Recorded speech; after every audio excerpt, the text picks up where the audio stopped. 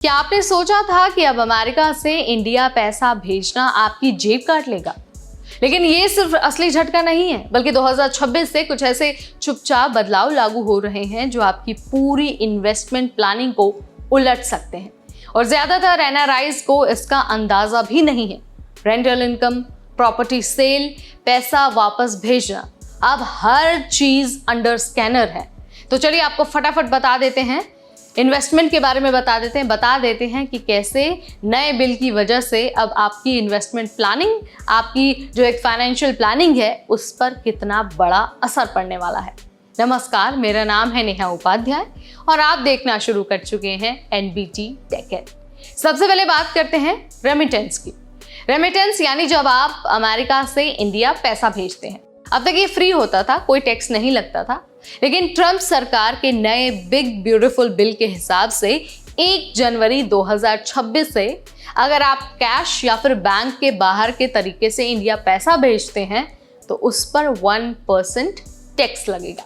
Example के तौर पर अगर मैं आपको बताऊं तो अगर आपने 5 लाख रुपए इंडिया भेजा है तो 5,000 रुपए टैक्स कट जाएगा। बट अगर आप बैंक या फिर कार्ड के जरिए पैसा भेजते हैं तो कोई टैक्स नहीं लगेगा। तो सीधी बात है, कैश मेथड थोड़ा रिस्की हो गया है, लेकिन बैंक और कार्ड से अगर आप पैसा भेजते हैं तो आप सेफ रहते हैं और आपको टैक्स नहीं देना पड़ेगा। और हाँ, पहले ये टैक्स 5% था, फिर उसे गिराकर 3.5% किया गया, अब फाइनली 1% कर दिया गया है। तो सरकार ने थोड़ी नरमी जरूर दिखाई है, लेकिन टैक्स पर कोई छूट नहीं मिली है, टैक्स तो आपको देना ही पड़ेगा। अब आते हैं रेंटल इनकम पर। मतलब अगर आपके पास इंडिया में प्रॉपर्टी है और आप उसे किराए पर आपने अगर उसे दिया हुआ है तो जरा ध्यान से सुनिए, आपके लिए बहुत बड़ा अपडेट है। अब देखिए, इसमें कोई नया बदलाव तो वैसे हुआ नहीं है।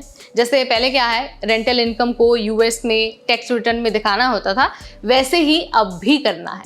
लेकिन अच्छी बात यह है कि जो टैक्स आप इंडिया में किराए पर दे रहे हैं उसका फॉरेन टैक्स क्रेडिट आपको अब मिलने वाला है। मतलब आपका डबल टैक्स अब नहीं लगने वाला है।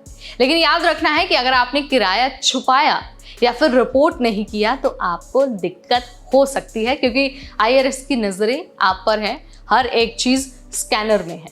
अब चलिए प्रॉपर्टी की बात कर लेते हैं। तो देखिए, मान लीजिए अगर आपने इंडिया में कोई प्रॉपर्टी बेची है, फ्लैट बेचा है, प्लॉट बेचा है, घर बेचा है या फिर कुछ और भी अगर बेचा है, तो जो पैसा आपको मिलेगा उस पर इंडिया में कैपिटल गेन्स टैक्स देना होगा। और ये तो पहले भी था, लेकिन अब बात ये है कि अगर आप वो पैसा अमेरिका भेजना चाहते हैं 2026 के बाद, तो कैश बेस्ड तरीके से अगर आप भेजते हैं तो 1% रेमिटेंस टैक्स देना ही पड़ेगा। तो बेटर ये आपके लिए रहेगा कि अगर आप प्रॉपर्टी बेचने की सोच रहे हैं तो 2025 के अंदर अंदर अपना काम कंप्लीट कर लीजिए, क्योंकि सेल भी हो जाएगी, आप पैसा भी भेज देंगे और तब तक कोई नया टैक्स भी नहीं लगेगा। लेकिन 2026 के बाद आपको टैक्स देना पड़ेगा। अब देखिए, बहुत सारे लोग ये पूछ रहे हैं कि क्या अब भी इंडिया में प्रॉपर्टी में इन्वेस्ट करना सही रहेगा। तो देखिए, इसका आंसर है बिल्कुल, अभी भी सही टाइम है, लेकिन थोड़ा सोच समझकर आपको चलना होगा, थोड़ा सोच समझकर आपको प्लानिंग करनी होगी। अब देखिए, रुपया अभी कमजोर है, डॉलर में इन्वेस्ट करने वालों को फायदा है, प्रॉपर्टी रेट्स अभी स्टेबल हैं, तो एंट्री सही है। रेमिटेंस टैक्स अभी लागू नहीं हुआ है, 2025 तक आपके पास फिर भी पूरा का पूरा मौका बचा हुआ है। अगर मैं आपको एक छोटी सी टिप दूं तो अब देखिए, अगर आपको अपने पेरेंट्स को पैसे भेजने हैं ना, ईएमआई देना है या फिर इन्वेस्टमेंट करना है, तो 2025 के एंड तक ना जो मेजर ट्रांसफर है ना, यानी जो बड़ी रकम है, उसे आप भेज के निपटा दीजिए सारा काम, क्योंकि उसके बाद आपको टैक्स देना है। और ये बात मैं आपको बार बार बता रही हूँ ताकि आप इसे नोट डाउन करके रख लें। और जो पूरा का पूरा फाइनेंशियल काम है, इन्वेस्टमेंट का है या फिर पैसे भेजने का काम है, मोटा पैसा भेजना है, तो 2025 के एंड तक आप उसे निपटा लें। अब चलिए, जाने से पहले ना आपको ये समझा देते हैं कि ऐसे में जब इतना बड़ा बदलाव हुआ है तो आपको करना क्या चाहिए। तो देखिए, सबसे पहले तो जितना पैसा भेजना, जो इन्वेस्टमेंट करना है, 2025 खत्म होने से पहले पहले कंप्लीट कर दीजिए। सिर्फ बैंक या फिर कार्ड चैनल के जरिए भेजिए।